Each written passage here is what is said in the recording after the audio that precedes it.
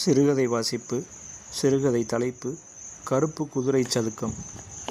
உணர்ச்சி வசப்படாத அறிவுஜீவிக்கு ஓர் அறிக்கை இது. யதார்த்தத்தை என்னால் தர முடியவில்லை. என் முதல் பாடம் யதார்த்தத்துக்கு கண்ணாடி இல்லை. இந்த அறிக்கையில் உள்ள யதார்த்தம் காயடிக்கப்பட்டது, பால் வற்றியது, கருப்பை பிக்கப்பட்டது. வேற்றுவெளி கால அனுபவங்களை சுயவெளியின் கனத்த சொற்களால் தொய்ய வைக்கும் அறிக்கை இது. இதில் அகப்படாததை உணர நீ இங்கு வரவேண்டும். கண்ணீர் வற்றிய அவள் கண்களை காண வேண்டும். அவளிடமிருந்து பிறக்கும் மௌனத்தை ஸ்வீகரிக்க வேண்டும். அதில் எரிய வேண்டும். சிறு அறைதான். நீ இதில்தானே வளர்ந்தாய். ஆலையின் புழுதியை தலையில் பறக்கவிட்டவாறு வந்த ஒருத்தியிடம்தான் விசாரித்தேன். வழிகாட்டினாள். அந்த அறையில் எதுவும் இல்லை. நனைந்த துணி கனத்து தொங்கும் ஓர் உணர்வு. ஒருத்தி மூலையில் அமர்ந்திருந்தாள். விரிசடை திரௌபதி. தரையை தொட்டது கூந்தல். அதுதான் வாகனம் போல் அதன் மேலேயே அமர்ந்திருந்தாள். மங்கிய கருப்பு புடவை. நிமிர்ந்து பார்த்தாள். ரோசா கந்தசாமி. அக்னிகுண்டம். கட்சியின் முக்கிய தோழர் ஒருவர் ரோசா லக்சம்பர்க் நினைவாக வைத்த பெயராமே. 1926. நீண்ட பயணம்.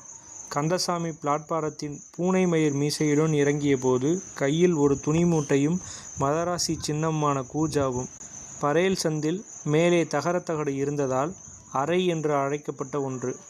ஒரு நகரம் கை கால் நீட்டி விஸ்தாரமாகிக் கொண்டிருக்கும் வேலை. ஆலைகளால் ஈர்க்கப்பட்ட பல வெளியாட்களில் ஒருவன் கந்தசாமி.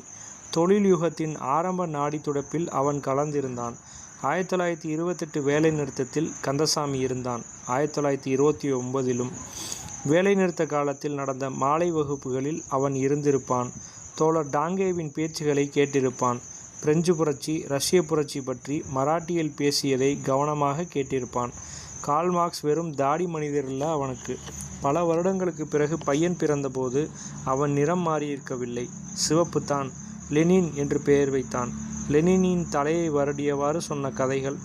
ரொட்டியோட விலை ஏறிக்கிட்டே போச்சுது. ஜனங்களுக்கெல்லாம் பசி. அவங்க அரமனை வாசலில் நின்றுக்கிட்டு பசி பசிங்கிறாங்க. அப்போ ராணி மேரி அண்டோன்ட்டு என்ன சொன்னா? ரொட்டி இல்லைன்னா கேக்கு திங்கட்டுமே அப்படின்னா. பகத்சிங்கை கடைசியில் ஜெயிலில் போட்டாங்க.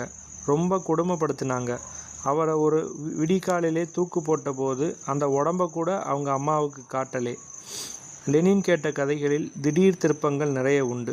தேவதைகள், கடவுள்கள், இராட்சசர்கள் இல்லாத கதைகள்தான் அவன் தலைப்புகள் இட்டிருந்தான். பிரெஞ்சு புரட்சி கதை, 1917 கதை, வஉசி கதை, பாரதியார் கதை, சாவர்கர் கதை. சாவர்கர் கப்பலிலிருந்து தப்பித்த நிகழ்ச்சியை மீண்டும் மீண்டும் சொல்வான். காந்தி கதை, 15 ஆகஸ்ட் கதை, மெஷின் கதை, தொழிலாளி கதை. இங்கிலீஷில் தான் படிக்க முடியாத குறைக்காக லெனினுக்கு இங்கிலீஷ் படிப்பு. லெனின் ஆலையில் வேலை செய்ய அல்ல, அவன் படிக்க, யோசிக்க, சமுதாயத்தை மாற்ற, திட்டங்கள் போட. அவள் தலைக்கு மேல்தான் கந்தசாமியின் மாலையிட்ட புகைப்படம் இருந்தது. இவள் தயங்கியவாறு நுழைந்தாள். நிமிர்ந்து பார்த்து யா என்று மராட்டியில் வரவேற்றாள். ஒரு சாட்டை வீச்சு வீசி தலைமுடியை முடிந்து கொண்டாள். இவள் தமிழில் நான் லெனினோட என்றாள். கண்களை குறுக்கி பார்த்தாள். அண்ணியா? அம்மா, யார் வந்திருக்காங்க பாரு. தடுப்பின் பின்னாலிருந்து அம்மா வந்தாள். கண், முகம், பஞ்சு தலையை எல்லாம் துடைத்துவிட்டு கருணாகப்படமாய் எழுந்தது அந்த உலக்கை கைகள்தாம். சற்று கூச்சமாய் இருந்தது இவளுக்கு அந்த கைகளை தான் உற்று பார்ப்பது. அவற்றை இயல்பாய் ஏற்றுக்கொள்ள முடியாமல் அவற்றில் ஓடிய கரும்பச்சை நரம்பு புடைப்புகளில் கண்கள் ஓடி ஓடி மீள்வது இவள் பேதப்பட்டு இருப்பதை மண்டையில் அடிப்பது போல் இருந்தது. லெனின் வீட்டுக்காரி. வாமா, வழி தெரிஞ்சாச்சா? கேட்டுவிட்டு அருகில் வந்து தலையை வருடினாள். லெனின் சௌக்கியமா? நல்ல புள்ளம்மா. அவன் கையை பற்றி கொண்டாள். இன்னும் நிஜார் போட்ட சின்ன பையனாகவே தெரிகிறான் எனக்கு.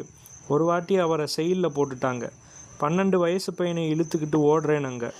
அங்கே அலைஞ்சு இங்கே போய் அவரை பார்க்குற வரைக்கும் பசிக்குதமான்னு சொல்லலையே பையன். எப்படிப்பட்ட புள்ள அவன்? அவளை கீழே பாயில் அமர்த்தினாள். அவன் போகிற போது முந்தானையிலேருந்து 8 கொடுத்து இவ்வளோ தாண்டா முடியும் தம்பின்ன போது கையை பிடிச்சிக்கிட்டு அழுதாமா அவன். பிளாட்பாரத்தில் அத்தனை பேர் முன்னாலேயும் கொரன்னு இழுத்துக்கிட்டு அழுவுறான். கையை தடவி தடவி தந்தான். அம்மா, அவங்களையும் பேச விடுவியா, இல்லை நீயே பேசி முடிக்க போறியா?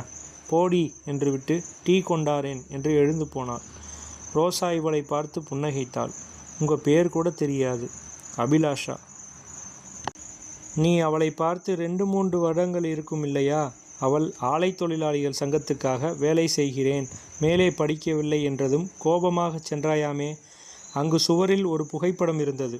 உன் அப்பா, அம்மா, நீ, அவள். சுருட்டை சுருட்டையாய் எவ்வளவு முடி உனக்கு! நீ போட்ட முதல் கால்சராயா புகைப்படத்தில் இருப்பது? அவளுக்கு 3 வயது இருக்கும். பின்னால் கார்ல் மார்க்ஸ். ஆம், அந்த புகைப்பட கதை நீ சொல்லியிருக்கிறாய். ஸ்டுடியோவுக்கு உன் அப்பா கார்ல் மார்க்ஸ் புகைப்படத்தை சுமந்து வந்ததும் அதை பின்னால் வைக்க வேண்டும் என்று வற்புறுத்தியதும் ஸ்டுடியோக்காரர் உங்கள் உறவா ஜம்மென்று இருக்கிறார் வெளிநாட்டவர் மாதிரி என்றதும் எந்த விஷயத்தையும் தராசில் வைத்து நிறுத்தி இருபக்க எடையையும் பார்க்கும் உனக்கு, பதட்டமடையாத மார்க்சியவாதியான உனக்கு எழுதும் அறிக்கையில் உணர்ச்சிகள் தெரித்து விடாமல் கவனமாக இருக்க முயல்கிறேன். இதில் வெற்றி பெறுவேனா என்று தெரியவில்லை. கனன்று கொண்டிருக்கும் நெருப்பு மாதிரி இருந்தால் அவள். எந்த நிமிஷமும் சடால் என்று குதிரை ஏறி ராணி லக்ஷ்மிபாய் மாதிரி விரைந்து விடுவாள் என்று நினைக்க வைக்கும் லகானிட்ட வேகம் அவளிடம் இருந்தது. ஜூலியா படம் நினைவிருக்கிறதா? தோழியை பார்க்க வெட்டப்பட்ட காலுடன் வருவாளே, வதைக்கப்பட்ட முகத்துடன். வனசா ரெட்ஸ்கிரேவின் அந்த முகத்தை நினைவில் கொண்டு வா. அவளை நான் மறுபடி சந்தித்தேன். தெரிகிறது, நான் ஒரு அதீத கனவு கலந்த உருவத்தை ரோசாவுக்கு தந்து கொண்டிருக்கிறேன். அது இந்த கணத்தில் என் உணர்ச்சிகள் வடிக்கும் உருவம். இருக்கட்டும், அது மிகை வியப்பு, பூரிப்பு. இவை இப்போதைக்கு எனக்கு உரியவை ஆகட்டும். பிறகு நிதானமாக செதுக்கிக் கொள்ளலாம். அப்போதும் குறைந்து விடாது எதுவும். இந்த முன்னுரையை நான் உனக்கு தர வேண்டியிருக்கிறது. உன் தங்கையை உனக்கு அறிமுகப்படுத்த வேண்டியிருக்கிறது. கொள்கையில் உன்னுடன் உடன்படாமல் வன்முறைவாதிகளை ஆதரித்த தங்கையை புத்தக அறிவு, மேற்கோள்கள், பல மணி நேரங்கள் தர்க்கம் புரிய சொற்கள், இவை மட்டுமல்ல, இவை நம்மில் யாரிடம் இல்லை? சொற்களை பற்றி கொண்டு தொங்குபவர்கள்தானே நாம். இவற்றுடன் அவளிடம் இருப்பது ஓர் எழுச்சி பெற்ற மனசாட்சி, பல சரித்திர ஆதாரங்கள், ஒரு குலைக்கப்பட்ட உடம்பு, ஒரு பறிக்கப்பட்ட உறவு. இந்த பின்னணியில்தான் நீ இந்த அறிக்கையை படிக்க வேண்டும். ரோசாவுக்கு 5 வயதிருக்கும் போது அவர்கள் ஜோப்பட்பட்டியில் ஒவ்வொரு வாரமும் வந்து அவர்களுடன் பேசிவிட்டு போகும் ஆண்களும் பெண்களும் ஒரு சித்திரப்பட்டறை நடத்த தீர்மானித்தார்கள். குழந்தைகளுக்கு கலர் பென்சிலும் பேப்பரும் தந்தார்கள். நீல பென்சிலை எடுத்து 3/4 பக்கத்தில் தேய்த்தாள் ரோசா. கடலாம். நட்ட நடுவில் காகித கப்பல் மாதிரி ஒரு கப்பல், அதன் மேல் அரை நிஜாருடன் ஒருவன், அவன் கையில் ஒரு கொடி. அதில் நுணுக்கினாள், எங்கள் கோரிக்கைகளை நிறைவேற்று. தன்னந்தனியாய் நடுக்கடலில் அவன் யாரிடம் முறையிட்டு கொண்டிருந்தான் என்று தெரியவில்லை. ஆனால் அப்படி முறையிடுவது ஒரு தினப்படி செயலாக அவளுக்கு பட்டது. மீதி 1/4 பக்கத்தில் பழுப்பு பென்சிலால் ஒரு இழுப்பு, கரை.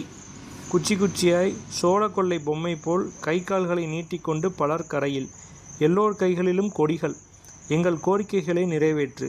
கப்பலில் நின்றவனின் கையில் ஆரம்பித்து ஓர் அம்புக்குறி கீறினாள். கந்தசாமி என்று எழுதினாள் கோணல் மாணலாய். பிறகு ஆள்காட்டி விரலை சப்பி கடித்துவிட்டு அதை அடித்துவிட்டு எழுதினாள் லெனின். இன்னொரு விஷயம் அவளுக்கு ஞாபகம் இருக்காது.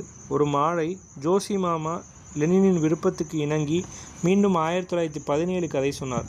வெளியே வாகன சத்தம் கொஞ்சம் குறைந்திருந்தது. பிச்சைக்காரர்கள் ரொட்டி மாவு பிசைந்த சமையலை ஆரம்பித்தாகிவிட்டது. எங்கோ சவுபாட்டியில் கிளம்பிய உப்பு காற்று பல கரிவாயுக்களுடன் கலந்து கொஞ்சம் சிலுசிலுக்க வைத்தது. லெனின் மாமா தோளோடு நெருங்கி சப்பியவருடன் அவள் ஒரு மூலையில் முடித்துவிட்டு வழக்கம்போல் கேள்விகளுக்கு நேரம் தந்தார் ஜோஷி மாமா. அவரை என்ன கேள்விகள் வேண்டுமானாலும் கேட்கலாம். கையை உயர்த்தி அனுமதி வாங்கி அமைதியாக மரியாதையாக கேட்க வேண்டும். லெனின் வழக்கம்போல் 1917 வேறு இடங்களில் நடந்தால் என்ன ஆகும்? எல்லோரும் படிக்க முடியுமா? எல்லோருக்கும் வீடு கிடைக்குமா? எல்லோரும் எல்லாம் சாப்பிட முடியுமா? கேக்கு கூட. கடைசி கேள்வியை அவன் எதிலும் நுழைத்து விடுவான்.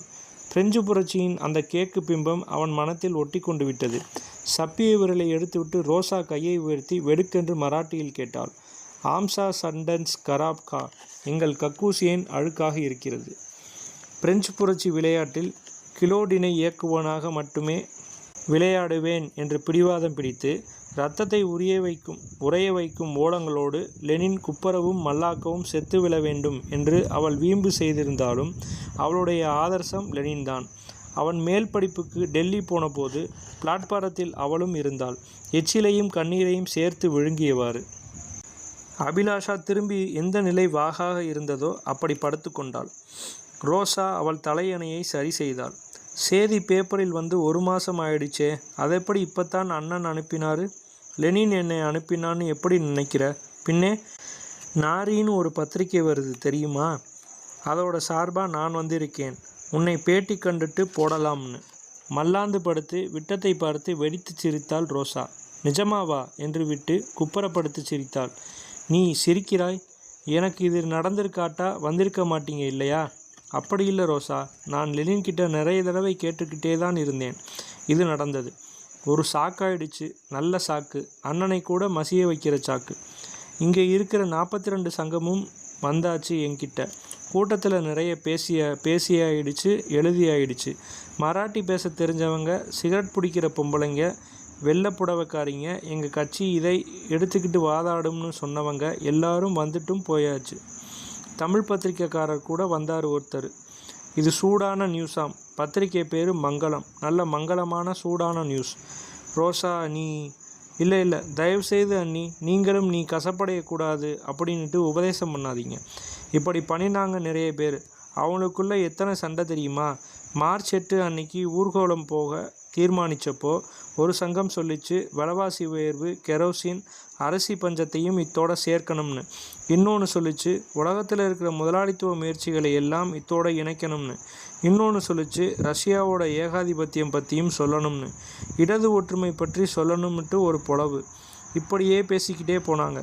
கடைசியில் எல்லோரும் தனித்தனியாக ஊர்கோலம் போனாங்க. காலா கோடா சதுக்கத்தில் சந்திச்சுக்கிட்டாங்க. அப்புறம் பேசினாங்க அப்படி பேசினாங்க. அபிலாஷாவால் அவள் வெடிப்பை ஏற்க முடிந்தது. அவர்கள் தப்பு செய்யாமல் இல்லை. இடது வலது, தலைக்கு மேல், காலின் கீழ் என்று எங்கு பார்த்தாலும் குற்றம் பார்ப்பவர்கள் இருந்தால் எப்படி? கீதா சிகரெட் பிடிக்கிறாள். அது ஒரு பழக்கம்தான். எத்தனை குடிசை பெண்கள் பீடி பிடிக்கவில்லை? அவள் அதை ஒரு சின்னமாக்கவில்லை. சிகரெட்டை உறிஞ்சின பின் என்னமாக வார்த்தைகள் விழுகின்றன அவளுக்கு.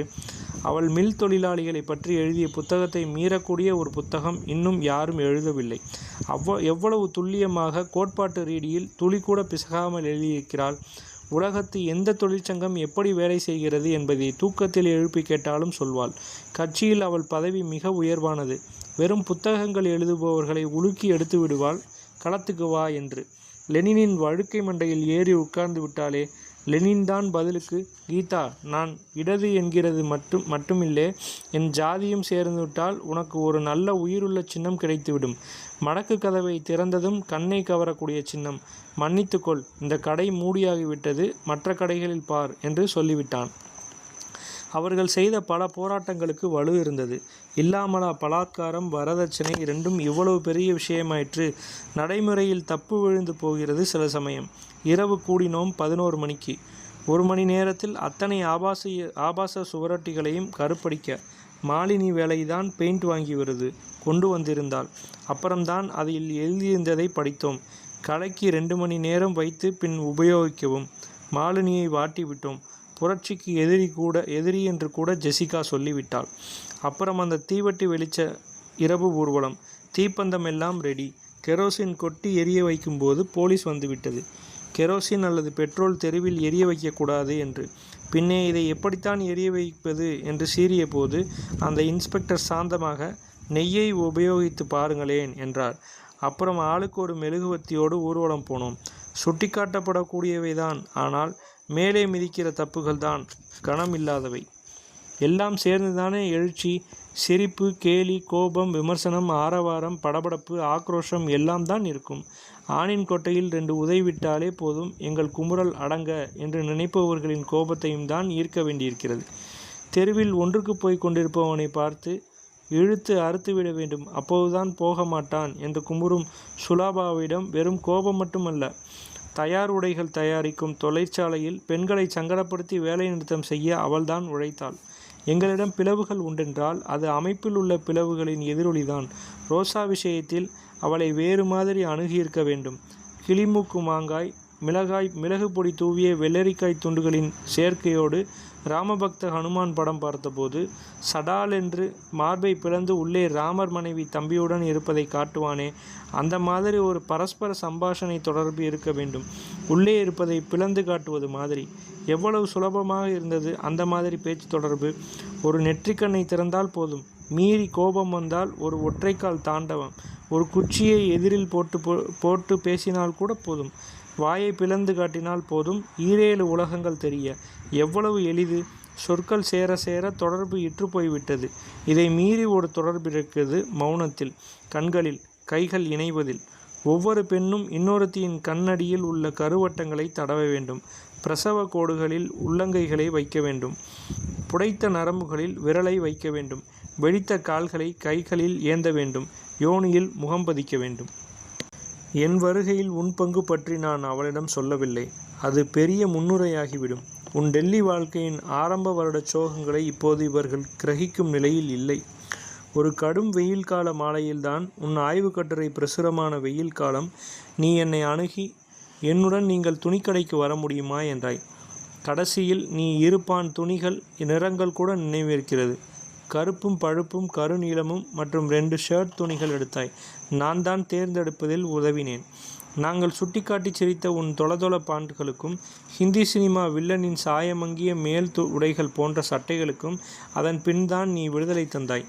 அதுவரை குளிர்காலத்தில் மெத்தையின் ஒரு பகுதியால் உன்னை மூடிக்கொண்டு நீ தூங்கினாய். பாதிரி கோட்டு மாதிரி ஒரு கருப்பு கோட்டும் உன் கருத்த நிறத்தின் பின்னணியில் பளீரென்று அடித்த ஒரு வர்ணக்கலவை கம்பளி சட்டையும். ஆனால் அவற்றில் நீ கூச்சப்படுவது போல் தெரியவில்லை. நீ குறுகி போனது நம் புரொஃபஸர் தன் தயாள மனப்பான்மையை வெளியிட, இதுதான் நான் சேர்த்து கொண்டுள்ள ஹரிஜன் ஸ்டூடெண்ட் என்று உன்னை எழுந்து நிற்கச் சொன்னபோதுதான். அதைவிட பம்பாயில் இருந்த உனக்கு உதவி இதுவரை உன்னை ஊக்கியிருந்த குமார் உன் தோளின் மேல் எஜமானனின் கையை வைத்ததுதான் உன்னை குத்தியது. தன் தெளிய மார்க்சிய சித்தாந்தங்களை உன்னுடன் பகிர்ந்து கொண்ட குமார், உதாரணமாக நம் லெனினை எடுத்துக்கொள்ளுங்கள் என்று அவன் உன்புறம் கையை நீட்டிய போதெல்லாம் அந்த விரலிலிருந்து உன் பக்கம் தேள்கள் பாய்ந்தன. தான் கைதூக்கிவிட்ட தோரணையை அவன் விட மறுத்த போதுதான் நீ விலகினாய். ஒரு நாடகம் கலந்த நிகழ்ச்சியில் ஹரிஜன மாணவர்களிடம் நீ பேசி அவனுக்கு ஓட்டு போடச் செய்ய வேண்டும் என்று அவன் விரும்பினான். ஹரிஜன மாணவர்கள் வாழ்க்கையில் நிறைய கஷ்டப்பட்டிருக்கிறார்கள். எதுவும் அவர்களாக விரும்பி தேர்ந்தெடுக்காத கஷ்டங்கள். அவர்களாக தேர்ந்தெடுக்கும் கஷ்டமாக இருக்கும் உன் தலைமை. இதை நான் செய்ய முடியாது என் அருமை மார்க்சிய நண்பர்களே என்று நீ அழைத்து பேசும்போது ஹரிஜனர் என்ற அர்த்தம் அதில் தொக்கியிருக்கும். அதை கேட்க சில குற்றமற்ற செவிகளை என்னால் அனுப்ப முடியாது. எல்லோர் முன்னாலும் நீ சொன்னாய். உன்னுடைய அந்த சகிக்க முடியாத கருப்பு கோட்டிலே நீ இருந்தாய். யாரும் உன்னை கவனிக்க கூட இல்லை. நீ பேசியவுடன் ஒரு மின்சாரம் பரவியது. நன்றி மறந்த நாய் என்றான் குமார். நீ கதவருகில் போய் திரும்பி பார்த்தாய். ஒரு நாயின் கண் மூலம் உன்னை பார்க்கும்போது நீ ஒரு சுவையான எலும்பு துண்டாக கூட தெரியவில்லை எனக்கு என்றாய். எவ்வளவு பாலைவனங்களை கடந்து கால்கள் கொப்பளிக்க குருதியும் சீழும் சேர நீ நடந்தாய் என் நண்பா. ஆனால் உன் வேர்கள் அருகே இவ்வளவு ஈரம் கசியும் மண் இருக்கும்போது அதில் உன் பாதங்களை அவ்வப்போது பதித்திருக்கலாகாதா?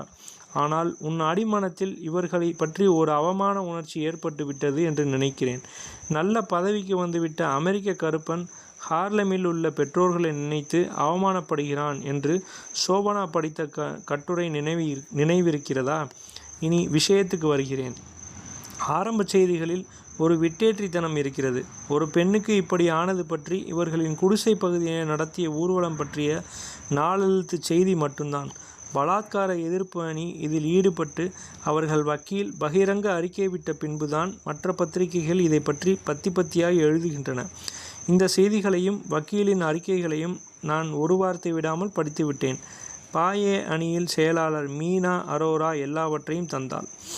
இந்தியன் எக்ஸ்பிரஸ் இதை முதல் பக்கத்தில் பெரிய அடைப்பு செய்தியாக போட்டிருந்தது. இதன் பின் இந்தியன் எக்ஸ்பிரஸ் பின்வாங்கிய காரணம் ரோசா போலீஸில் புகார் கொடுக்க மறுத்ததுதான். பாயே அணியின் வேகம் தடைப்பட்டதும் இதனால்தான். இங்குதான் அவர்களுக்கும் ரோசாவுக்கும் இடையே பிளவு. அவர்களால் அவளை தாக்கு பிடிக்க முடியவில்லை, மாற்ற முடியவில்லை. அவர்கள் காரியாலயத்தின் ஒரு கூட்டத்தில் பேசியதை அவர்கள் ரெக்கார்டு செய்திருந்தார்கள். நான் கேட்டேன். அவள் ஆரம்பிப்பதே ஒரு தாக்குதல். எனக்கும் உங்களுக்கும் இடையே நிறைய வித்தியாசம் இருக்கிறது. உங்கள் புடவையின் தரத்துக்கும் என் புடவையின் தரத்துக்கும் உள்ள வித்தியாசத்தை நான் சொல்லவில்லை. அதைவிட ஒரு பெரிய வித்தியாசம். உங்களை யாரும் பலாத்காரம் செய்து உங்களை கிழிக்கவில்லை. நான் கிழிப்பட்டிருக்கிறேன், இரத்தம் கொட்டியிருக்கிறேன். நம்மை சேர்த்திருப்பது இதுதான், நம்மை பிரிப்பதும் இதுதான். ஷீலா குல்கர்னி ஈவ்ஸ் வீக்லியில் இந்த கூட்டம் பற்றி எழுதுகிறாள். என் பூர்ஷ்வா வாழ்க்கையின் டீச்சர் சிறு கோபம், சக தோழிகளின் காய்விட்ட கோபம், அப்பா அம்மாவின் கண்டிப்பான வளர்ப்புக்கான கோபம், கணவரின் சில்லறை சிரிச்சிருப்புகள் தவிர கோபத்தை நான் அறிந்தவள் அல்ல. இதனால்தான் ரோசா என்னிடம் பயத்தை உண்டாக்குகிறாள். அதைப்போல கோபத்தை நான் பார்த்ததில்லை, அனுபவித்ததில்லை. அவள் சொன்னதை கேட்டுவிட்டு எழுந்தபோது என் உடலெல்லாம் வியர்த்து உள்ளாடைகள் ஒட்டி கொண்டு விட்டன. அவள் கடைசியில் கேட்ட கேள்வி இன்னும் என்னில் எதிரொலிக்கிறது. யாரிடம் நீங்கள் நீதி கேட்க விரும்புகிறீர்கள்? யார் என்னை குலைத்தார்களோ அவர்களிடமா? யாருக்காக இருக்கிறது நீதிமன்றம்? எனக்காகவேவா? நான் ஒரு எறும்பை கூட வேண்டுமென்றே கொன்றது கிடையாது. ஆனால் ஒரு நாள் வரும், அப்போது அந்த போலீஸ் ஸ்டேஷனில் உள்ள ஒவ்வொருவனின் குடலையும் நான் பிரித்து இழுத்து வெளியில் போடுவேன். அவர்கள் இரத்தத்தை பூசிக்கொள்வேன். இதற்கு எனக்கு எந்த நீதிமன்றத்தின் அனுமதியும் தேவையில்லை. நான் அனுமதி கேட்பவில்லை, பறிப்பவள். இப்படி அவள் சொல்லி தலையை ஆட்ட, கட்டியிருந்த நீண்ட முடி மறைத்து வைத்திருந்த பாம்பு மாதிரி பொட்டென்று கீழே விழுந்தது. அந்த பிம்பம் என் மனத்தில் என்றும் இருக்கும் என்று முடிக்கிறாள் ஷீலா குல்கர்னி அவளது கட்டுரையில். 8வது மார்ச் ஊர்கோல கோரிக்கையில் பல கட்சிகளின் கோரிக்கைகள் ஒன்றாகத்தான் இருக்கிறது ரோசாவின் விவகாரம். காரணம், நீ ஆதரிக்கும் கட்சியினர் இதை தனித்த ஒரு நிகழ்ச்சியாக முக்கியத்துவம் கொடுக்க விரும்பவில்லை. தனிநபர் பற்றிய விவகாரம் அளவுக்கு மீறி விரிவதை அவர்கள் எதிர்த்திருக்கிறார்கள். இதை அமைப்பின் சறுக்கல்களின் பின்னணியில் பார்க்க வேண்டும் என்கிறார்கள் அவர்கள். அனைத்துலக நிதி ஸ்தாபனத்தின் நடைமுறை கொள்கைகள், அமெரிக்க ஏகாதிபத்தியத்தின் சந்தை ஆக்கிரமிப்பு, இவற்றின் மகத்தான பின்னணியில்தான் இங்குள்ள அமைப்பின் குறைபாடுகளை பார்க்க முடியும் என்று கூறுகிறார்கள். முதலில் அமெரிக்க தூதரகம் முன்பு நின்று அதை எதிர்த்து கோஷமிட்ட பின்புதான் ஊர்வலம் என்பது அவர்கள் கட்சி. ரஷ்யாவை ஏன் விட்டுவிட்டீர்கள்? அந்த ஏகாதிபத்தியம் மட்டும் குறைவா? நாங்கள் குடிசையில் உள்ள பெண்களிடம் எழுச்சியை உண்டாக்குகிறோம். அதனால் விலைவாசி உயர்வு, தண்ணீர் பிரச்சனை, கெரோசின் விலை இவற்றையும் கோரிக்கைகளில் இணைக்க வேண்டும். அப்படி தூதரகம் முன்பு கோஷமிட வேண்டுமென்றால் நாங்கள் ரஷ்ய தூதரகம் முன்பும் கத்துவோம். தயாரா என்று அடுத்த கட்சி பாயே அணி அந்த பிரச்சனையை பிரதானமாக வைப்பது வெறும் ஆண் எதிர்ப்பாக புரிந்து கொள்ளப்படலாம். அதை போலீசாரின் வன்முறைக்கு எதிர்ப்பாக எடுத்துக்கொண்டாலும் முக்கிய பிரச்சனைகளிலிருந்தும் பார்வை திசை திரும்பிவிடும். அதனால் அதற்கு ஒரு தனி ஊர்வலம் இன்னொரு தினம் நடத்தலாம் என்று தீர்மானித்து அடுத்த நாளே அதை செய்யவும் செய்திருக்கிறார்கள். பலாத்கார சட்டம் பற்றி கூட்டமும் போட்டிருக்கிறார்கள். சட்டம் பற்றிய மறுபார்வை இப்போது ஏற்றுக்கொள்ளப்பட்டு விட்டாலும் ரோசா விஷயம் பிசுபிசுத்து போனதற்கு காரணம் ரோசாதான். அவள் ஊர்வலத்திலும் கூட்டத்திலும் கலந்து கொள்ளவில்லை. சில ஜனநாயக உரிமை கழகங்கள் மூலம் பிரபாகர் ஷிண்டேயின் கட்சியினர் அவளை அணுகிய போது வாழ வேண்டிய இளைஞர்களை கண்ணை பறித்து எலும்புகளை உடைத்து முட்டியை பெயர்த்து போட்டு வைத்திருக்கிறார்கள். போய் மீடுங்கள் அவர்களை.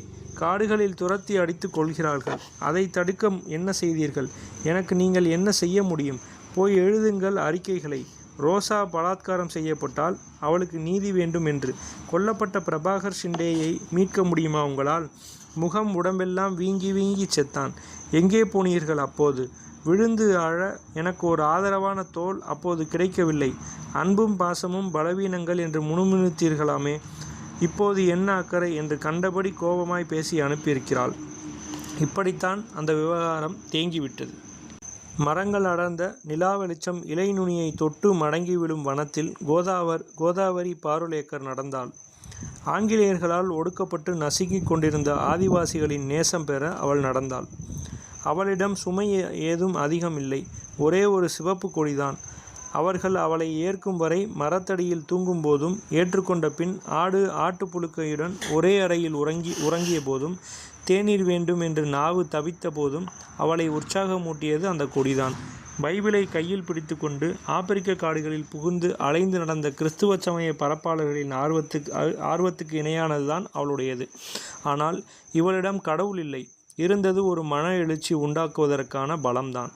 அதே காடுகளில் அவள் வழியில் நடந்தவன்தான் சுதாகர் ஷிண்டே. பின்பு வேறு வழியில் போனவன் பிரபாகரின் அண்ணா. அதே காடுகளில்தான் அவன் பலமுறை துரத்தப்பட்டதும் கடைசியில் சிறையில் அவன் தூக்கு போட்டு கொண்டதாக சொன்னார்கள். ஒரு நீளம் பாரித்த கழுத்தின் மேல் தன் அரசியல் ஏறாத விரலால் பிரபாகர் ஷிண்டே நீவி விட்டிருக்கிறான். விரலில் அந்த நீளம் ஏறியது போல் இருந்தது. அந்த நீல கழுத்து அவன் மூளையின் பாதியில் என்றும் அடைத்து கிடந்தது. அவனுக்கு ஆதிவாசிகளின் குடிசைகளில் தூங்க ஓர் இடம் எப்போதும் இருந்தது. ஆதிவாசிகளின் நிலப்பிரச்சனையை பற்றிய கூட்டம் ஒன்றில் பெண்கள் குழு ஒன்று தொழிலாளி பெண்களுடன் வந்தது. அப்போது ரோசாவும் வந்திருந்தாள். கூட்டு பாடல்களுக்கு அவள்தான் முதல் குரல் கொடுத்தாள். மராட்டியின் அடியாழத்தில் கொஞ்சம் தமிழ் பசையோடு பாடினாள். அவள் இன்னும் ஆலை தொழிலாளியின் சங்கத்தில் வேலை செய்ய ஆரம்பித்திருக்கவில்லை. தன் தோழியோடு வந்திருந்தாள்.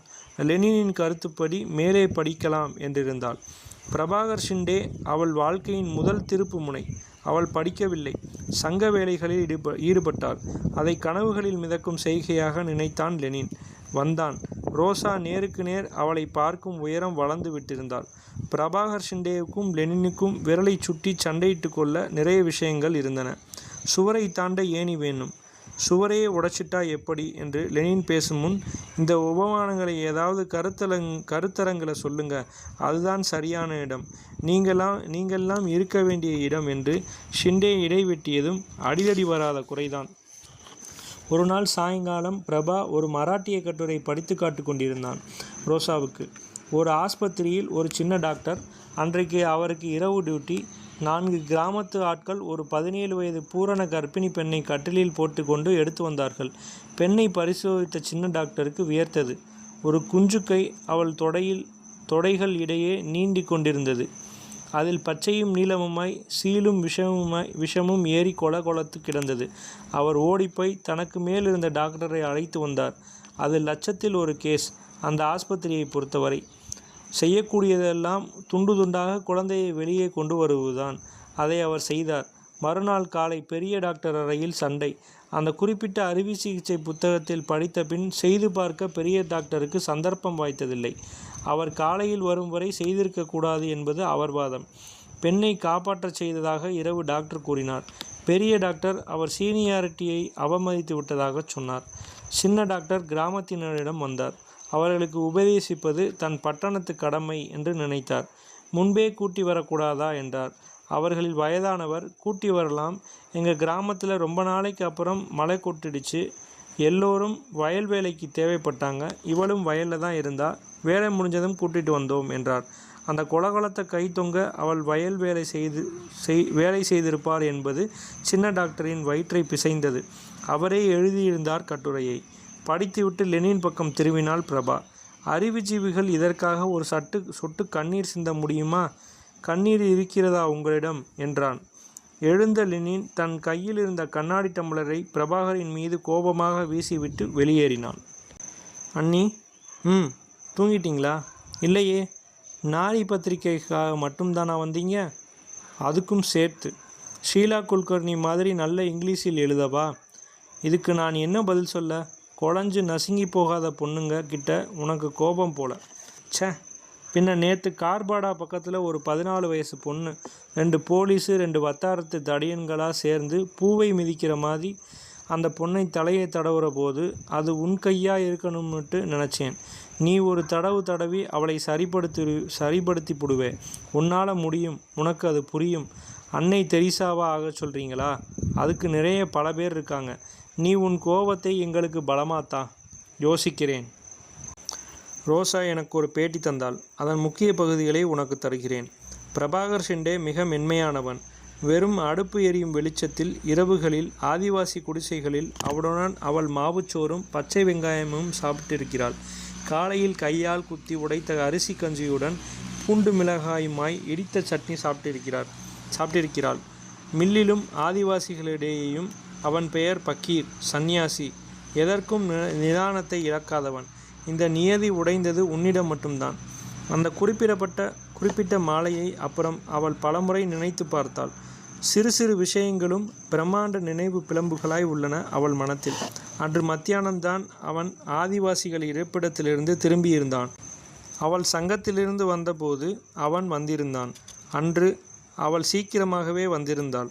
மில்லின் கிடங்கில் யாரோ நெருப்பு வைத்து விட்டார்கள். ஒரே குழப்பம். அவனும் அம்மாவுமாக பெரிய விருந்துக்கான பட்டியல் போட்டிருந்தார்கள். பூரி, கடி, ஆலு ரோஸ்ட், புலாவ், ரைத்தா. விஷயம் என்னவென்று கேட்டால் இருவரும் சொல்லாமல் சிரித்தார்கள். விருந்து பட்டியலில் இருந்த விஷயங்கள் எல்லாம் அவளுக்கு பிடித்தது. மில் கிடங்கு பற்றி அவனிடம் சொல்லிவிட்டு குளித்து உடைமாற்ற அவள் உள்ளே சென்றாள். 10 நிமிஷத்திற்குள் அவள் வெளியே வந்த பின் அது நடந்தது. ரோசா சொன்னால், பிரபாவை பிடிச்சிக்கிட்டு போனபோது அவர் ரோஜா செடிக்கு தண்ணி விட்டுக்கிட்டு இருந்தார். சாதாரண அரெஸ்ட் இல்லை. பின்னால் ஒரு உதை, கீழே விழுந்து பல்லு தெரிச்சிடுச்சு. பிடரியில் ஒரு அடி, அவர் வாயில் ரத்தம் ஒழுகிச்சு. குடவுனில் நெருப்பு வச்சுட்டு இங்கேயா வந்தேன்னாங்க. நான் இங்கேயே தான் இருக்கேன்னு சொன்னதுக்கு ஒரு அறை. கண்ணு முன்னாலேயே ஒரு கண்ணு வீங்கி மூடிக்கிச்சு. அடுத்த நாள் நானும் இன்னும் சில பேரும் போனோம். முதல்ல அவங்க தான் போனாங்க. என்னை வேண்டாமுன்னாங்க.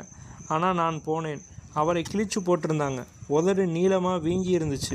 பேச முடியலை. மார்மயிரெல்லாம் ரத்தம். ஒரு கை மடங்கி நீளமாக கிடந்துச்சு. முகமெல்லாம் வீக்கம். முணங்கினார். நான் கூப்பிட்டப்போ திரும்பின போது லுங்கி விலகிச்சு. தொடையெல்லாம் நீளம். கொட்டை பலூன் மாதிரி வீங்கி நாகப்பழ கலரில் பளபளன்னு இருந்துச்சு. இன்றைக்கும் கண்ணை மூடினா தெரிகிறது அந்த வீங்கின கொட்டை தான். நீல பலூன் மாதிரி உப்பிக்கிட்டு ரத்தம் உலர்ந்து போய் வலிச்சிருக்கும். எவ்வளவு வலிச்சிருக்கும்! அவ்வளவு வீங்க, எவ்வளவு உதை! பலமான பூட்ஸ் காலால் ஒத்த கண்ணால் என்னை பார்த்தாரு. கண்ணில் உசுறு இல்லை. செவனுட்டு குழம்பி கிடந்துச்சு. வாயை அசைச்சாரு. அதுதான் கடைசி. மறுநாள் உடம்பு தான் கிடச்சிச்சு. நானும் அம்மாவும் அவங்க அம்மாவும் தங்கச்சியுமே அதை சுமந்துக்கிட்டு ஊர்கோலம் போனோம். அப்புறமா என்னை வந்து அரெஸ்ட் பண்ணினாங்க உடந்தைன்னுட்டு. பொம்பளை போலீஸ் ஸ்டேஷன் போனால் என்ன ஆகும்? அதுதான் ஆச்சு. தடியாக வந்து விழுந்தாங்க மேலே. மயக்கம் போட்டப்ப எல்லாம் தண்ணி அடித்து எழுப்பினாங்க. முழிக்கிற போதெல்லாம் ஒருத்தன் மேலே இருந்தான். அவங்க பண்ணி சலித்த பிறகு இருக்கவே இருக்குது குச்சி, கம்பு, ஒயர்னுட்டு எது நுழையுதோ அது. அப்புறம் சிகரெட் நெருப்பால் மாரில் சுட்டாங்க. குடவுனில் நெருப்பு வச்சவன் கிடச்சிட்டான். உடம்புல பண்ண இன்னும் ஒன்றுமில்லை. வெளியில் அனுப்பிட்டாங்க. வந்த உடனே அம்மா என்னை பார்த்து கேட்டாங்க, விபரீதமாக எதுவும் நடக்கலையேடி பெண்ணே? பயந்துக்கிட்டே கேட்டாங்க. ரோசா சிரித்தாள். கைது செய்யப்பட்ட அன்று மாலை விருந்து எதற்கு என்று உனக்கு தெரிய வேண்டும். அது உன் தங்கையின் கர்ப்பத்தை கொண்டாட. டாக்டர் உன் அம்மாவிடம் அன்றுதான் செய்தியை உறுதிப்படுத்தியிருந்தார். ரோசா இதை என்னிடம் கூறவில்லை. பிரபாகரின் தங்கை என்னிடம் சொன்னாள். ரோசா திரும்பி வந்த அன்று மத்தியானம் உட்கார்ந்திருந்தாளாம். அடிவயிற்றில் வலி என்று அவள் கூறி முடிப்பதற்குள் அவளை சுற்றிலும் இரத்த கிளறியாம். அப்படித்தான் ஒரு சின்ன பிரபாகரோ ரோசாவோ தங்கள் முடிவுக்கு தள்ளப்பட்டது. நான் ரோசாவிடம் இது பற்றி கேட்டபோது, ஆமாம், நான் சொல்லலை, யார்கிட்டையும் சொல்லலை. நடந்த கோரத்தில் இது ஒரு கோரம். இங்கே சில பொம்பளைங்களுக்கு 10 மாதம் முழுசும் உசுரை சுமக்கிறதுக்கான சுதந்திரமும் உரிமையும் இன்னும் வரலை போலிருக்கிறது. இதை எந்த தூதரகம் முன்னால் போய் கத்தட்டும் நான்? எந்த ஜட்ஜுக்கு நேரம் இருக்குது இதை கேட்க என்றாள். பின் அவள் தன் இரு மார்பகங்களையும் கல்லை சுமதுப்பது போல் தன் இரு கைகளால் தாங்கி பொட்டு கண்ணீர் இல்லாமல் ஒரு கேவல் கேவினாள். கனத்து வரும் என் மார்பங்களை அடிக்கடி தொட்டு பார்த்து அதில் நிழலாடத் தொடங்கியிருக்கும் பச்சை நரம்புகளில் நீ உன் இதழ்களை வலிக்கக்கூடாது என்று பஞ்சு போல் மெத்தென்று வைப்பதை நினைத்து கொண்டேன். காசிபாய் பறையலுக்கு வந்து எத்தனையோ வருடங்களாகிவிட்டன. அவள் வயதையெல்லாம் கேட்பது அவளை பகைத்து கொள்வதற்கான ஆயத்தம்தான். ஏன் மாப்பிளை பார்த்திருக்கிறாயா? கூட்டி வா. 2 பெத்துக்கலாம் இன்னும் என்பாள் பளிச்சென்று. அவளுடைய பிள்ளை குடித்துவிட்டு போலீஸ் லாக்கப்பில் கிடந்தால் கூட்டி வருவது இவள்தான். போலீஸ் அடிக்க மறந்த அடியை இவளே அவன் மண்டையில் போட்டு விடுவாள். பறையலே அவள் கண்முன்தான் விஸ்தாரமாயிருக்கிறது. ஏன், லஞ்சம் வாங்கிய கான்ட்ராக்டர்கள் அந்த மேம்பாலம் கட்டி அது ஓர் இரவு உடைந்து கீழே படுத்திருந்த எல்லோரையும் துவம்சமாக்கிய சமீப நிகழ்ச்சி கூட அவள் முதலிலேயே யூகம் செய்ததுதான். மும்பாயில் உடைந்து விழாமல் எது கட்டியிருக்காங்க இதுவரை என்று நிகழ்ச்சியை துடைத்து விட்டு விடுவாள். பறையல் விநாயகர் கூட இவள் கண்முன் வளர்ந்தவர். விநாயகர் சதுர்த்திக்கு உட்காரும் சிறு பொம்மையாக இருந்தவர். ஒவ்வொரு விநாயகர் சதுர்த்திக்கும் வளர்ந்து கொண்டே போய் இந்த வருடம் 60 அடியாக நின்றது வரை சரித்திரம் காசிபாய்க்கு தெரியும். நின்றது மட்டுமல்லாமல் ஒரு காலை இன்னொன்றின் மேல் வளைத்து கையில் புல்லாங்குழல் வேறு. ஏன், கிருஷ்ணனின் ஏகபோக உரிமையா என்ன? மூஷிக வாகனம் எல்லாம் அதோ மூலையில் சின்னதாக இருக்கிறது. மகாராஷ்டிரத்தின் இவ்வளவு பெரிய கடவுளுடன் எலியை சம்பந்தப்படுத்தி பெருசுப்படுத்துவதை விநாயக பக்தர்கள் ஏற்க மாட்டார்கள். அதனால்தான் தாமரை மேல் குழலுடன் என்று மாற்றம். தாமரையும் குழலும் யாரிடம் இருந்தால் என்ன? விநாயகரின் முகம் கூட யானைக்கலையை மீறி கொஞ்சம் அமிதாப் பச்சன் சாயல் அடிப்பதாக சிலர் சம்சயப்பட்டார்கள். இதே பறையல்வாதம் எல்லாம் ஜனித்து பெருகியதற்கெல்லாம் காட்சி காசிபாய். காசிபாயை அதிர்ச்சியடைய வைக்கிற மாதிரி விஷயம் பறையலில் நடந்ததாக சரித்திரம் இல்லை. ஆனால் காசிபாயால் ஒரு மாலை வேளையை மறக்க முடியவில்லை. அதை பற்றி அவள் பேசாத காரணம் அவள் அதனின்றும் இன்னும் மீளாததால் தான். காசிபாய் சேட் வீட்டு வேலையை முடித்துவிட்டு அவர்கள் வீட்டு வீடியோவில் அவர்களுடன் பாதி ஹிந்தி படம் பார்த்துவிட்டு வீடு திரும்பிக் கொண்டிருந்தாள். அப்போதுதான் அந்த பிண ஊர்வலம் அவள் கண்ணில் பட்டது. பரேல் கூட்டமே சற்று வெலவெலத்து நின்றது. பாடையை தூக்கிச் சென்றது 4 பெண்கள். 2 வயதானவர்களும் 2 இளம் பெண்களும். ஒருத்தியின் தலைமுடி விரிந்து தொங்கியது. யார் கண்ணிலும் ஜலம் இல்லை. முடியை பிரித்து போட்டவள் பார்வை எந்த பக்கமும் திரும்பவில்லை. கேட்பவர்களுக்கு இன்னொரு பெண்தான் பதிலளித்தாள். சீக்கிரமே பாடையின் பின் ஒரு கூட்டம் சேர்ந்தது. புஷீஸ் அந்தியாசர் நகி சலேஹி என்று கோஷம் கிளம்பத் தொடங்கிறது. காசிபாயும் சேர்ந்து கொண்டாள். அவளை தொடர்ந்து பல பெண்கள். அவர்கள் வெகு தூரம் நடந்தார்கள் என்பது காசிபாய்க்கு நினைவு இருக்கிறது. எரிய வைத்துவிட்டு திரும்பும்போது காசிபாய்க்கு என்ன தோன்றியதோ என்னவோ, மற்றவர்களை விலக்கி கொண்டு போய் அந்த முடி விரித்த பெண்ணை பாய்ந்து அணைத்து தன்மேல் சாய்த்து கொண்டு தலையை தடவிவிட்டு தன் மார்பில் அடித்து கொண்டு அரற்றலானாள். வேறு எந்த கட்சியோ குழுவோ தன் அனுதாபத்தையும் உதவியையும் அளிக்கும் முன் காசிபாய் தன் மார்பில் ஓங்கி அடித்து கொண்ட ஓர் அறையில் தன் எதிர்ப்பு குரலை வெளியிட்டு விட்டாள். அந்த அறையை சொற்களில் மொழிபெயர்ப்பது மிகவும் கஷ்டம். பலாத்கார எதிர்ப்பு அணியின் காரியாலய சுவரில் ஒரு செய்தித்தாள் அளவு வெள்ளைத்தாள் ஒட்டப்பட்டிருந்தது. தாளின் மேல் முனைதடித்த வர்ண பென்சிலால் நிறைய கோடுகளும் அம்புக்குறிகளும் அடைப்புக்குறிகளும் எழுத்துக்களும் இருந்தன. தாளின் ஆரம்பத்தில் கருத்த எழுத்துக்களில் கொட்டையாய் எழுதப்பட்டிருந்தது ரோசாவின் வழக்கு. மீனா அரோரா தரையில் அமர்ந்து தாளை பார்வையிட்டு கொண்டிருந்தாள். சுற்றி 20 பேர் இருந்தனர். ஜோதி சுவரொட்டிகளை தயாராக்கியாயிற்று. மேன்கா பதிப்புக சாட்சி இவள் போய் சுவரொட்டிகள் பற்றிய விவரங்கள் சொன்னதும் தாளை எடுத்து விலைப்பட்டியல் போட்டார். அதை கையில் வாங்கி 4ஆய் மடித்து அவரிடமே கொடுத்தார் ஜோதி. இது எனக்கு தேவையில்லை சேட்ஜி, எங்களுக்கு நீங்கள் ஒரு குறைந்த விலைப்பட்டியல் போடப்போகிறீர்கள் என்று விட்டு தன் சோடா பாட்டில் கண்ணாடி மூலம் சிரித்தாள். யார்? நானா? நீங்களே தான். மகாலட்சுமி மந்திருக்கு மட்டும்தான் நான் தானம் செய்யும் வழக்கம். இந்த வருடம் எங்களுக்கும் கொஞ்சம் தானம் செய்யுங்கள். எவ்வளவு? உங்களால் முடிந்த அளவு என்று விட்டு மடக்கென்று எழுந்த தலைப்பு முனையை ஏந்தி பிடித்துவிட்டு சிரித்தாள். அணியின் விகடன் ஜோதி தான் சுவரட்டி அடித்த அனுபவத்தை காது மூக்கு வைத்து சொல்ல காத்திருந்தாள். ஷீலா குல்கர்னி ஈப்ஸ் வீக்லியில் நீண்ட கட்டுரையாய் வெளிவந்திருந்த அவள் 2வது கட்டுரை பக்கங்களை பிரித்து வைத்தாள். 2 மராட்டி இதழ்களையும் குஜராத்தி பத்திரிகைகளையும் கொண்டு வந்திருந்தாள் ஸ்ரீலதா. ஜனநாயக உரிமை கழக ராதா அந்த மாத இதழை பலாத்காரத்தை பற்றி விவாதிக்க செலவிட்டிருந்தாள். ரோசா வழக்கை பிரதான கட்டுரையாக்கியிருந்தாள். மீனாட்சி பெரிதாக்கப்பட்ட பம்பாய் வரைபடத்தில் அவர்கள் மேற்கொள்ளப் போகும் ஊர்வலத்தின் வழியை சிவப்பு பென்சிலால் குறித்து கொண்டிருந்தாள். அம்ருதா சிங் உள்ளே நுழைந்தாள். அப்போதுதான் கோர்ட்டிலிருந்து வந்திருந்தாள். கருப்பு அங்கே இன்னும் களையவில்லை. நுழைந்தவாறே முதல் தடவை ரோசாவை பரிசோதித்த டாக்டர் சாட்சி சொல்ல ஒப்புக்கொண்டாகிவிட்டது என்றாள். ரோசாவை சம்மதிக்க வைக்க 1 வாரம் ஆயிற்று.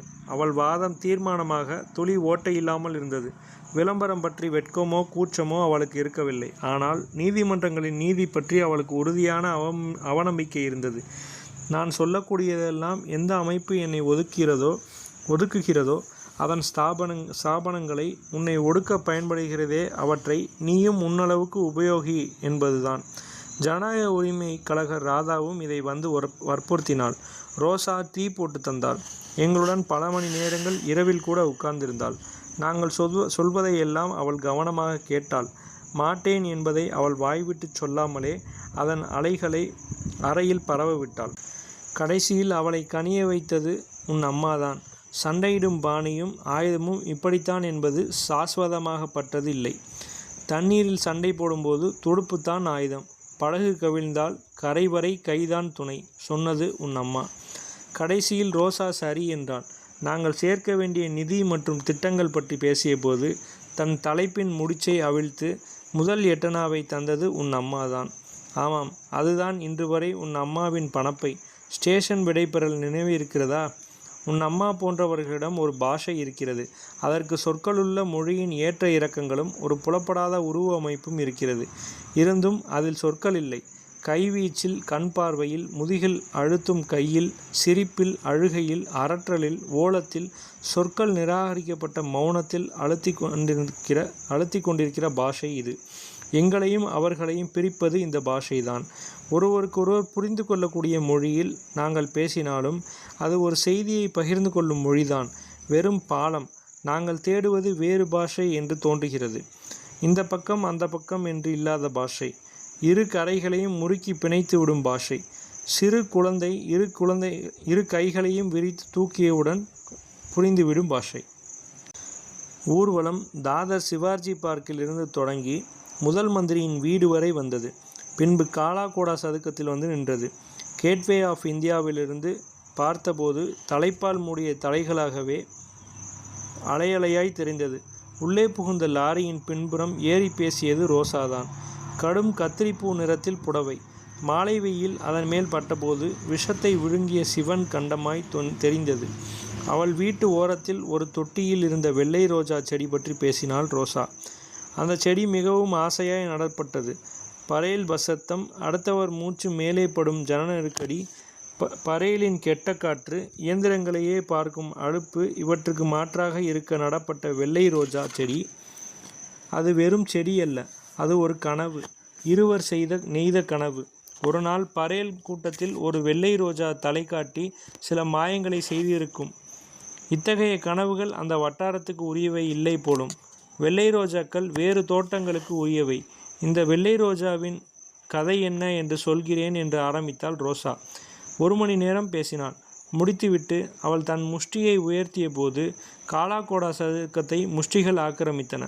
ஒரு சிறு கோஷமும் எழும்பாமல் அதீத மௌனத்தில் சில நிமிஷங்களை கடந்த பிறகு, நாரி ஷரீர் பே அத்தியாசார் நகி சஹோங்கே நகி சஹேங்கே, பெண்கள் உடம்பை ஒடுக்குவதை பொறுக்க மாட்டோம் என்று ஹிந்தி பாட்டு வெடித்து கொண்டு கிளம்பியது. பாயே அணியின் ஓரறை காரியாலயத்தில் ஒரு சிறு கொண்டாட்டம் நடந்து கொண்டிருந்தது. ஊர்வலத்தின் வெற்றியை ஒட்டி. அது கொண்டாடப்பட வேண்டிய விஷயம்தான். இதுவரை அவர்கள் திட்டமிட்ட வேறு எந்த ஊர்வலமும் இவ்வளவு வெற்றி அடையவில்லை. கடந்த ஊர்வலங்களில் யாரை சேர்த்து கொள்வது, யாரை விடுவது போன்ற குழப்பங்கள் இருந்தன. ஒரு வயதான மாது, நல்ல கிறித்தவர்களே, பெண்களை உதாசீனம் செய்வது இயேசுவுக்கு துரோகம் இழைப்பது, இயேசுவின் பக்கம் வாருங்கள், பெண்களை கருணையுடன் நடத்துங்கள் என்ற வாசகங்கள் எழுதிய அட்டையுடனும் விநியோகித்த துண்டு பிரசாரங்களுடனும் ஒரு ஊர்வலத்துக்கு வந்தபோது மீனா அரோராவுக்கு என்ன செய்வது என்று தெரியவில்லை. அவள் விளக்கியதும் அந்த வயதான மாது, நீ கிறிஸ்துவின் எதிரியா என்று அன்புடன் கேட்க அதில் ஒரு மணி நாடிகை செலவாகியது. கடைசியில் அந்த மாது மீனாவின் பெண்ணாலேயே பிடிவாதமாய் தன் அட்டையை பிடித்து நடந்தாள். அந்த ஊர்வலத்தில் அது ஒரு நிருபர் கண்ணில் பட்டு, பாயே அணி எந்த குறிப்பிட்ட கட்சியின் கிளையும் இல்லை, அது அகன்ற ரூபம் கொண்டது என்பது உண்மைதான், அவர்கள் இயேசு கிறிஸ்துவை கூட விட்டு வைக்கவில்லை என்று எழுதினார். பெண்களை தெய்வமாக போற்றுங்கள் என்ற மேற்கோளுடன் ஒரு குழு வந்தபோது அந்த ஊர்வலத்தில் வந்ததே அந்த ஒரு குழுதான். மூச்சை நின்றுவிடும் போல் இருந்தது. உயர்ந்த சம்பாஷணைகளுக்கு பிறகு வந்தவர்கள் மீனாவின் ஷர்ட்டை பிடித்து உலுக்கி, பான் ஷர்ட் போட்டுக்கொண்டு பெண்களுக்கு ஆதரவு தேடாதே, புடவை கட்டு என்று தனிப்பட்ட முறையில் ஏசுவதில் முனைந்தது.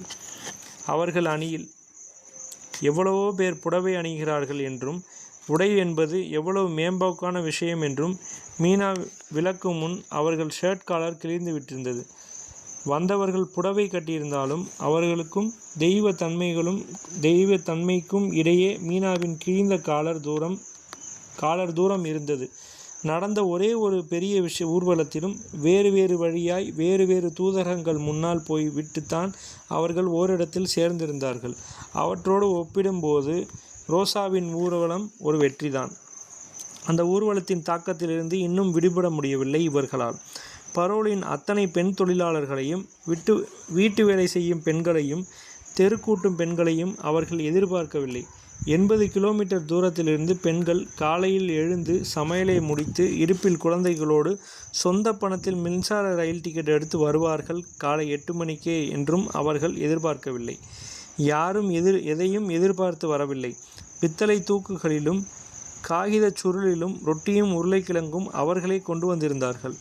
சிறு குழந்தைகள் வாயில் முளைக்காம்புகளும் கட்டை விரல்களும், அழுத வாயில் பெப்பர்மெண்ட் குச்சியும் தலைப்பை விசிறி தலையில் போட்டுக்கொண்ட பின் மழை வெயில் அவர்களை ஒன்றும் செய்யாது போலிருந்தது. குழந்தைகளும் முளைப்பாலோடு இந்த உணர்வையும் சேர்த்து பருகியவை போல் சினுங்காமல் இடுப்பில் இருந்தன. முஷ்டிகள் உயர்ந்தபோது சில கொழுக்கு மொழுக்கு குட்டி முஷ்டிகளும் பெப்பர்மெண்ட் ஒழுகிய முஷ்டிகளும் விரல் சப்பியதால் கட்டை விரலில் வடுயேறிய முஷ்டிகளும் அதில் இருந்தன. பத்திரிகைகளில் வெளிவந்த செய்திகளை சுவரில் இருந்த அறிவிப்பு பலகையில் குத்தி கொண்டிருந்தாள் ஸ்ரீலதா. ஒரு தமிழ் பத்திரிகையும் அது பற்றி எழுதியிருந்தது. ஊர்வலம் பற்றி எழுதிவிட்டு முடிவில் ஒரு சந்தேகம். ஊர்வலத்தில் இந்த சில பெண்களை பார்த்தபோது அவர்கள் ஆண்களா பெண்களா என்று தெரியவில்லை. இதுவும் பெண்கள் கோரும் சுந்தரமா? பலாத்கார எதிர்ப்பு பற்றி ஊர்வலம் நடத்த தகுந்த உடைதானா இது என்று கேட்டு தன் தமிழ் ஆண்பிள்ளைத்தனத்தை வெளியிட்டு தமிழ் கலாச்சாரத்தை காப்பாற்றியிருந்தார் நிருபர். அதிலும் சொந்த காலில் நிற்க முடியாமல் ஓர் எழுத்தாளரை அணுகி, இது மாதிரி பெண்கள் ஊர்வலம் போய் கோஷமிட்டது பற்றி உங்கள் அபிப்பிராயம் என்ன என்று கேட்டிருந்தார். எழுத்தாளரும் இது பற்றி தெரிந்து கொள்வதோ அபிப்பிராயம் தருவதோ அவசியம் என்று படவில்லை எனக்கு என்று பதில் அருளியிருந்தார். அபிலாஷா இதையெல்லாம் மொழிபெயர்த்தால் மற்றவர்களுக்கு பளீர் என்று ஆரஞ்சு வண்ணத்தில் பத்திரிகையில் வெளிவருவதையெல்லாம் ஆசீர்வதிப்பது போல் புன்னகைத்த சங்கராச்சாரியார் படத்தை மேலிருப்பது போல் மடித்து பலகையில் செருகினாள் ஸ்ரீலதா. பலகையின் கருப்பு துணிக்கும் புகைப்பட ஆரஞ்சு வண்ணத்திற்கும் பொருந்தும் என்றாள். ஊர்வல முடிவில் ஓய்வு பெற்ற நீதிபதி தன்னை அணுகி வெற்றி பெறப் போவது 90% உறுதி என்று சொன்னாள் அமிர்தா சிங். எதிர்காலம் பற்றி அந்த மகிழ்ச்சி மிதமிஞ்சிய வேளையில் சந்தேகங்கள் இருக்கவில்லை. அதை பற்றி நான் எழுதாவிட்டால் இந்த அறிக்கை பூரணமாகாது. ரோசாவின் ஊர்வல பேச்சும் அதன் பாதிப்பும். மார்க் ஆண்டனி மாதிரி எல்லோர் உணர்ச்சி மையத்தையும் தன்னிடம் ஈர்த்து வைக்க முடிகிறது அவளால். அதன் தினத்தாள் செய்திகளை இத்துடன் இணைத்திருக்கிறேன். லோக் சத்தாவில் வந்துள்ள புகைப்படத்தில் வலது மூலையில் இருப்பவள் யமுனாபாயி சாவந்த். பார்த்தால் சாது மாதிரி இருக்கிறாள் இல்லையா? அவள் கணவனை போலீஸ் பிடித்தபோது நீண்ட முறுக்கிய மீசை வைத்துள்ள போலீஸ்காரரின் மீசையை எட்டி பிடித்து இவள் தொங்கினாளாம். மீசை கையில். நாரி பத்திரிகையில் நான் அனுப்பிய கூட்டத்தின் புகைப்படங்கள் வந்துள்ளன. அதில் 16ஆம் பக்கத்தில் 3வது புகைப்படத்தில் 2ஆம் வரிசையில் காமிராவை நேரெதிரே பார்த்து நிற்கும் மூவர் கிராண்ட் ரோடில் தொழில் செய்பவர்கள். மீனா அரோராவிடம் தாங்களும் பலாத்காரத்தை எதிர்க்கும் ஊர்வலத்தில் வர விரும்புவதாக கூறினார்கள். அவர்கள் போலீஸ் அனுபவங்கள் பற்றி நிறைய சொன்னார்கள். போலீஸ் ஸ்டேஷன் போவதனால் ஒரு குழந்தையை இடுப்பில் கொண்டு போய்விடுவார்களாம். குழந்தை அழ தொல்லை பொறுக்காமல் தண்டம் சீக்கிரம் கட்டச் சொல்லி அனுப்பிவிடுவார்களாம். நைலான் புடவை கட்டித்தான் போவார்களாம். கையில் நெருப்பு பெட்டி இல்லாமல் போக மாட்டார்களாம். எவனாவது பக்கத்தில் வந்தால் நான் நெருப்பை வைத்து கொண்டு விடுவேன் என்று ஒரு பயமுறுத்தல் போட்டு விடுவார்களாம். எந்த கிராமத்திலும் பணமும் சக்தியும் வாய்ந்தவர்கள் சக்தியற்றவர்களாக தண்டிக்கப்படும் போது அதில் இலக்கு ஆகிறவர்கள் பெண்கள்தாம். முதலில் புகுந்து இழுப்பது அவர்களைத்தான், குலைப்பது அவர்களைத்தான் என்று கங்கா என்பவள் என்னிடம் சொல்லி கொண்டிருந்தாள். மீண்டும் ரோசாவிடம் வருகிறேன்.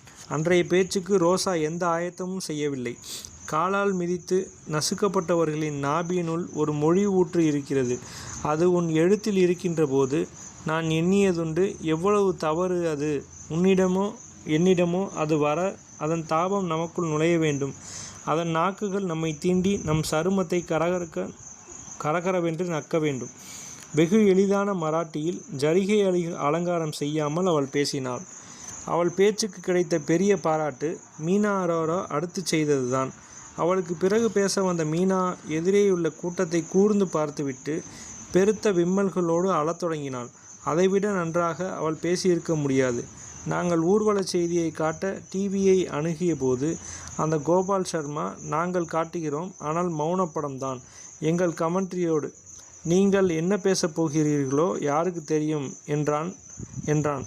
மீனா அரோரா அழுது அவனை தோற்கடித்து விட்டாள் என்று நினைக்கிறேன். அவன் டிவி கேமராவை திருப்பிய பக்கமெல்லாம் கண்ணீர். அவன் செய்ததெல்லாம் படக்கென்று வெட்டி விட்டதுதான். இவனை எல்லாம் தான் கீழே உதைவிடலாம் என்று வருகிறது. உட்காரு என்றால் தவழ்பவர்கள். ஊர்வலம் பல வகையில் வித்தியாசப்பட்டவர்களை ஒரே இடத்தில் பிணைத்து போட்டது. பலரும் கலந்தது ஒரு உருவாக்கப்பட்ட நிலையில் அசாதாரண உற்சாகத்துடனும் ஆழமறிய ஆர்வத்துடனும் ஒரு அதீத சந்தோஷ பீரிடனும் நடந்தது. அதன் தாக்கம் இன்னும் இருக்கிறது. சமநிலைக்கு வந்ததும் சில முட்கள் தைக்கும். ஆனால் அவை முட்கள்தாம், இரும்பு கதவுகள் இல்லை. ரோசா ஒரு பெரிய போராட்டத்துக்கான நிமித்தத்தை மட்டுமல்ல, வேலிகளையும் கதவுகளையும் மூடப்பட்ட ஜன்னல்களையும் ஒரே வீச்சில் திறப்பதற்கான மூச்சையும் உள்ளே ஓட விட்டிருக்கிறாள். அந்த மூச்சில் கலந்திருக்கும் சக்தி பற்றி சொல்ல முடியவில்லை. இது வெறும் சொற்களால் மூட்டை கட்டப்பட்ட அறிக்கை. அந்த சொற்களினூடே ஒரு உயிரிழை தென்பட்டால் அதை பற்றிக்கொள்.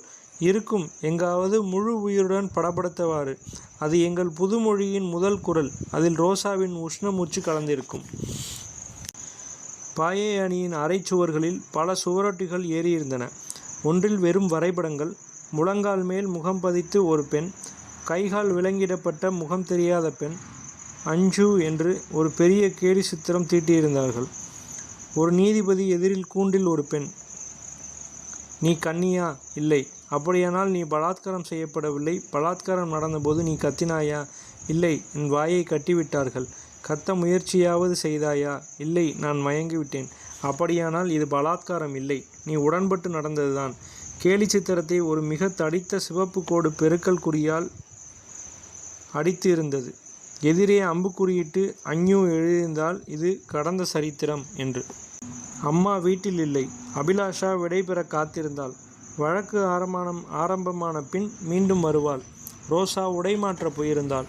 தடுப்புகளுக்கு பின்னால் சொல்ல மறந்தது ஏதோ நினைவுக்கு வர அபிலாஷா எழுந்து தடுப்பு அருகில் போனாள்.